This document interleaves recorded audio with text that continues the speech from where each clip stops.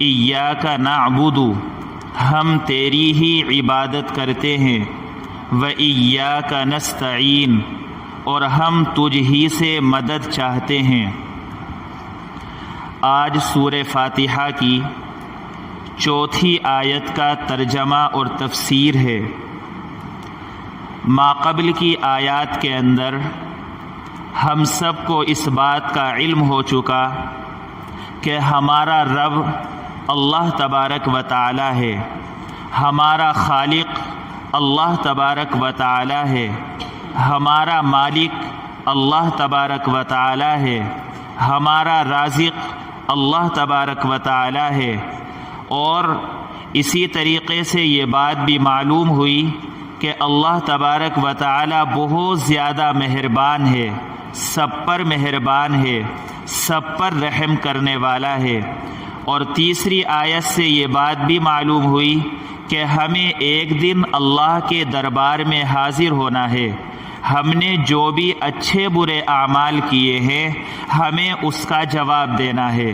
اگر ہم نے اچھے کام کیے ہیں تو اس روز یعنی قیامت کے دن ہمارے لیے جنت کا فیصلہ کر دیا جائے گا، اور اگر ہم نے شریعت مطہرہ کے خلاف زندگی گزاری تو ہمارے لیے جہنم کا فیصلہ کر دیا جائے گا۔ جب ہمیں اس بات کا علم ہو چکا تو اب ہمیں کیا کرنا چاہیے؟ تو فرماتے ہیں کہ ہمیں اللہ تبارک و تعالیٰ کی عبادت کرنی چاہیے، اور صرف اللہ تبارک و تعالیٰ کی عبادت کرنی چاہیے، اس کے علاوہ کسی اور کی عبادت کرنا جائز نہیں ہے۔ ایاک نعبد کا مطلب یہی ہے کہ ہم تیری ہی عبادت کرتے ہیں، تیرے علاوہ کسی کی عبادت نہیں کرتے۔ اب عبادت کسے کہا جاتا ہے؟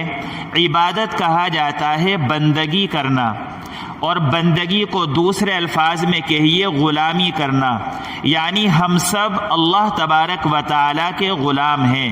اللہ تبارک و تعالیٰ ہمارے آقا اور مالک ہے، اور غلام کا کام یہ ہوتا ہے کہ وہ اپنے آقا کی نافرمانی نہیں کرتا، اسی کو غلامی کہا جاتا ہے۔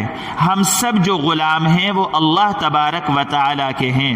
اس آیت کے اندر اللہ تبارک و تعالیٰ نے یہی بیان فرمایا، ایاک نعبد، کہ ہم اپنی زبان سے اس بات کا اقرار کریں کہ ہم تیری ہی عبادت اور تیری ہی بندگی کرتے ہیں، ہم تیری ہی غلامی کرتے ہیں، یعنی ہم ہر بات میں صرف اللہ کا کہنا مانتے ہیں، ہم اللہ تبارک و تعالیٰ کی اطاعت کرتے ہیں۔ اسی طریقے سے اللہ تبارک و تعالیٰ نے مثلا ہمیں نماز پڑھنے کا حکم دیا۔ ہم سے کوئی کہے کہ بھائی تم نماز کیوں پڑھتے ہو؟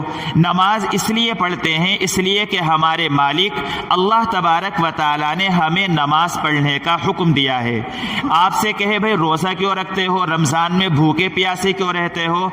جواب دو ایاک نعبد، کہ ہمارا جو مالک ہے ہم اس کی اطاعت کرتے ہیں، ہمیں اس نے اپنے پاک کلام میں کہا ہے یا ایھا الذین آمنوا کتب علیکم الصیام کما کتب علی الذین من قبلکم لعلکم تتقون، اے ایمان والو تم پر رمضان المبارک کے روزے فرض کیے گئے ہیں جیسا کہ تم سے پہلے لوگوں پر فرض کیے گئے تھے۔ جب اللہ نے فرض کیے ہیں، اللہ نے حکم دیا ہے تو ہمیں یہ حکم بجا لانا ہے۔ اسی طریقے سے اللہ تبارک و تعالیٰ نے ہمیں حکم دیا وآتوا الزکاۃ، کہ اپنے مال کی زکوٰۃ ادا کرو، تو جو مالدار ہے ان کے لیے حکم ہے۔ اسی طریقے سے اللہ نے قرآن کریم کے اندر حکم فرمایا وَلِلَّهِ عَلَى النَّاسِ حِجُّ الْبَيْتِ مَنِ اسْتَطَاعَ إِلَيْهِ سَبِيلًا، کہ جن کے پاس اتنا پیسہ ہو کہ وہ حج کو جا سکے تو وہ حج کرنے جائے۔ اب کسی حاجی سے پوچھا جائے کہ بھئی آپ حج کیوں کرنے گئے، آپ نے 4-5 لاکھ روپے کیوں خراب کیے؟ تو جواب اس کا بہت آسان ہے کہ ہمیں اللہ نے حکم دیا ہے، ہمارے اللہ ہمارے مالک نے اس کی اطاعت میں ہم نے یہ پیسہ پیسہ سارا خرچ کر دیا ہے۔ اسی کو فرماتے ہیں ایاک نعبدو، ہم تیری ہی عبادت کرتے ہیں۔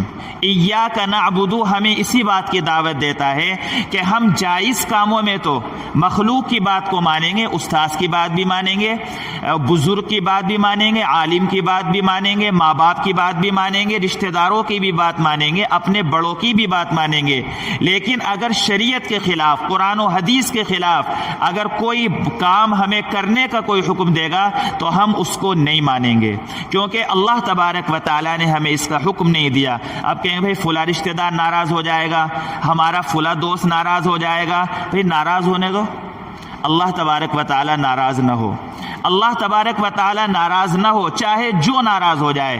بھائی ہم فلاں جگہ جانا تھا، ناجائز محفل ہے، ناجائز جگہ ہے، اب آپ کہیں کہ بھائی وہاں پر ہمارا جانا جائز نہیں ہے، ایسے کام وہاں پر ہوئے ہیں، ہمارا جانا جائز نہیں ہے، ہم سوچے کہ بھائی وہ دنیاوی اعتبار سے بہت بڑا آدمی ہے، اگر ہم نہیں جائیں گے تو وہ ناراض ہو جائے گا۔ وہ دنیا کے اعتبار سے بڑا ہو سکتا ہے لیکن آخرت کے اعتبار سے تو بڑا نہیں ہے۔ بھائی آخرت کو ہم سامنے رکھ کر کے ہم ایک اللہ کی عبادت کریں۔ ایاک نعبدو، ہم تیری ہی عبادت کرتے ہیں، و ایاک نستعین، اور ہم تجھ ہی سے مدد چاہتے ہیں۔ اب اللہ تبارک و تعالیٰ نے ایک نسخہ بتا دیا۔